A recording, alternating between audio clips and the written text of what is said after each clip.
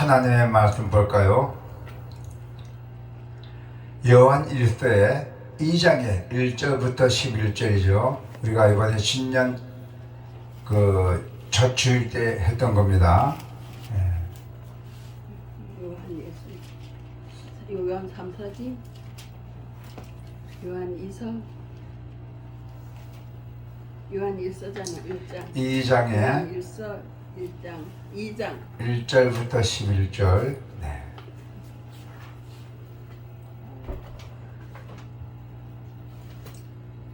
자, 다 같이 우리 한번 하나님의 말씀을 봉독합시다. 시작.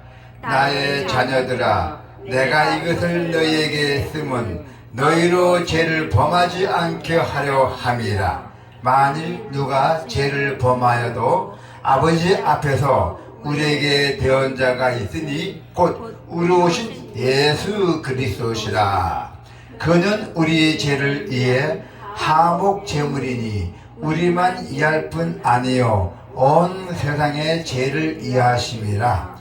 우리가 그의 계명을 지키면 이로써 우리가 그를 아는 줄로 알 것이요 그를 아노라 하고 그의 계명을 지키지 아니한 자는 거짓말하는 자요 진리가 그 속에 있지 아니하되 누구든지 그의 말씀을 지키는 자는 하나님의 사랑이 참으로 그 속에서 온전하게 되었나니 이로써 우리가 그의 안에 있는 줄을 아노나. 그의 안에 산다고 하는 자는 그가 행하시는 대로 자기도 행할지니라. 사랑하는 자들아, 내가 새 계명을 너에게 쓰는 것이 아니라 너희가 처음부터 가진 옛 계명이나 옛 이 계명은 너희가 들은 바 말씀이거니와 다시 내가 너희에게 새 계명을 쓰노니 그에게와 너희에게도 참된 것이라. 이는 어둠이 지나가고 참빛이 벌써 비침이니라. 빛 가운데 있다 하면서 그 형제를 미워하는 자는 지금까지 어둠에 있는 자요 그의 형제를 사랑하는 자는 빛 가운데 거하여 자기 속에 꺼리낌이 없으나 그의 형제를 미워하는 자는 어둠에 있고 또 어둠에 행하며 갈 곳을 알지 못하나니 이는 그 어둠이 그의 눈을 멀게 하였음이라. 아멘. 오늘 수요 예배는 하목 제물이신 예수 그리스도예요. 하목 제물이신. 사도 요한은 1장 후반에서 보면은 죄 문제를 다뤘어요. 그리하여 우리가 예수 그리스도께서 죄를 앓을 때 주님이 용서해 준다고 말씀하고 있습니다. 인간은 실패하고 넘어지는 존재이기에 예수 그리스도의 도우심 없이는 살아가는 것은 불가능합니다. 그래서 우리가 죄에서 벗어나려면은 다시 죄짓지 않기 위해서 우리를 도우시고 우리의 죄를 하나님 앞에서 대언해 주시고 또 중보해 주시는 예수 그리스도가 계셔야 한다는 것입니다. 예수 그리스도를 통해서만 우리는 거룩하신 하나님 앞에 설 수가 있습니다. 아무 자격 없는 우리가 예수님의 이름으로 하나님과 교제할 수 있다는 것입니다. 우리가 예수 그리스도를 통해서 거룩하신 하나님 앞에 설 수 있다는 것이에요. 예수 그리스도께서는 단순히 대언자나 중보자를 넘어서 하목 제물로 죽으셨잖아요. 하목 제물로. 그죠? 예. 2절에 보니까 그는 우리의 죄를 이해 하목 제물이니 우리만 이해할 뿐 아니요 온 세상의 죄를 이해하심이라 했어요. 그래서 예수 그리스도께서는 단순한 대언자가 아닌 중보자를 넘어서 하목 제물로 죽으셨다는 것입니다. 우리를 위해서 값비싼 대가를 치르셨어요. 죄인들을 위해 엄청난 희생을 치르신 것입니다. 우리 인간들을 위해서. 그 희생을 통해서 하나님과 인간 사이에 깨진 관계가 화목해졌고 또 사귐이 가능해졌어요. 사귐이. 친분이 가능해졌다는 것입니다. 그래서 하나님과의 사귐은 이러한 놀라운 의미와 가치를 지니고 있다는 것입니다. 주님은 나만 위해서가 아니라 온 세상의 죄를 위해서 죽으셨어요.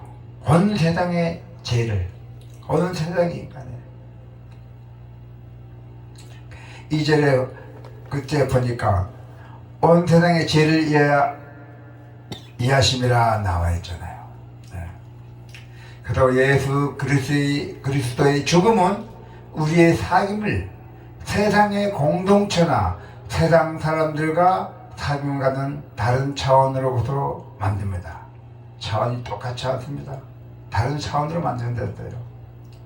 나를 위해 화목 제물 대신 주님과 또 내 앞에 있는 너를 위해 화목 제물 대신 예수 그리스도를 통해서 나와 너의 교제가 가능하다는 것이죠.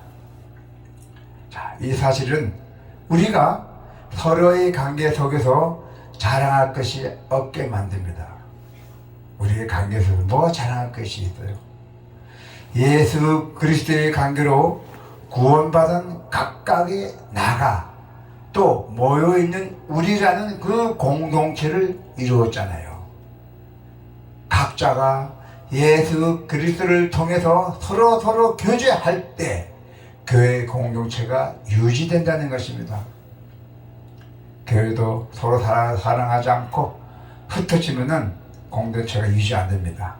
또 주님의 사랑과 희생을 아직 알지 못하는 이들에게는 무엇이 필요합니까? 복음을 전하는 것이요. 복음을 전해서 우리가 그 사람을 예수의 사람으로 만들어야 된다는 것입니다. 그것이 여러분이나 저나 책무예요. 우리들의 책무입니다. 의무입니다. 사도 요한은 하나님의 말씀을 지키면 하나님의 사랑이 그 속에서 온전해진다고 합니다. 그 속에서 어디에 나왔어요? 5절에 보니까 자, 누구든지 그의 말씀을 지키는 자는 하나님의 사랑이 참으로 그 속에서 온전하게 되었나니. 사도 요한은 하나님의 말씀을 지키면은 하나님의 사랑이 그 속에서 온전해진다고 말씀하고 있습니다. 말씀을 지켜야 하나님의 사랑이 이루어지죠. 말씀을 지키지 않으면 이루어지지 않잖아요. 말씀을 지키면 하나님의 사랑이 이루어진다고 합니다. 사랑을 이야기하면서 하나님의 말씀과 무관하게 사는 것은 결국 실천 없는 가짜 사랑이에요. 우리가 이 시대의 문제가 이것이 아닐까요? 말만 하고 행동만 하는 거. 주님 안에 있다고 하면서 주님의 계명을 지키지 않는 것이 문제가 되는 거죠. 오늘 본문에 언급된 옛 계명과 새 계명은 서로 다른 것 같지만은 다른 것이 아닙니다. 똑같습니다. 똑같아요. 예. 자, 7절 8절을 보니까 사랑하는 자들아 내가 새 계명을 너희에게 되는 것이 아니라 너희가 처음부터 가진 옛 계명이니 이 옛 계명으로 너희가 들은 바 말씀 이거니와 했잖아요. 또 8절을 보니까 다시 내가 너희에게 새 계명을 쓰노니 그에게와 너희에게도 참된 것이라. 이는 어둠이 지나가고 참빛이 벌써 비침이더라 했어요. 사도 요한은 이 가르침을 통해서 구약의 율법과 예수님의 계명이 서로 구분되어 있는 것이 아니라 하나의 연장선상에서 있음을 보여줍니다. 똑같은 얘기죠. 구약이나 신약이나 사랑은. 예. 그래서 이웃을 여러분들 많이 하잖아요. 이웃을 내 자신과 같이 사랑하라. 명령 내렸잖아요. 이 명령이 친구를 위해 자기 목숨을 버리는 것보다도 더 큰 사랑은 없다는 가르침이에요. 그 가르침으로 발전한 것이죠. 그리고 예수님은 그 가르침 그대로 우리를 위해 죽으셨잖아요. 서로 사랑하라는 예수님의 세계명, 형제 사랑으로 실천하시기 바랍니다. 여러분, 형제 사랑으로 실천하십시오.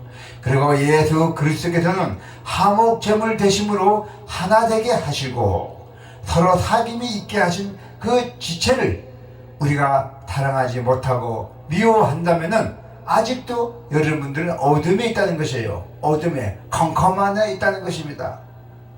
자, 9절에 보니까 빛 가운데 있다 하면서 그 형제를 미워하는 자는 지금까지 어둠에 있는 자요. 서로 사랑하지 않으면 자기는 어둠에 있다는 것입니다. 그래서 형제 자매를 대하는 우리의 마음이 주님의 사랑으로 가득 차기를 소원합니다. 또 공동체의 미움과 다툼이 있다면은 우리가 어떤 사역을 하든 어둠 속에서 행하며 갈 곳을 알지 못하는 것과 같을 것입니다. 자, 10절 11절에 보니까 마지막 절이죠. 보니까 그의 형제를 사랑하는 자는 빛 가운데 거하여 자기 속에 거리낌이 없으나 그의 형제를 미워하는 자는 어둠에 있고 또 어둠에 행하며 갈 곳을 알지 못하나니 이는 어둠이 그의 눈을 멀게 하였습니다.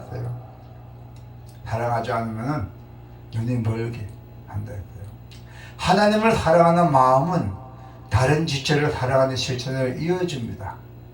화목을 이루신 주님께서 우리는 감사하며 서로 사랑하는 공동체가 되시기를 여러분 축복합니다. 아멘. 기도가 있겠습니다.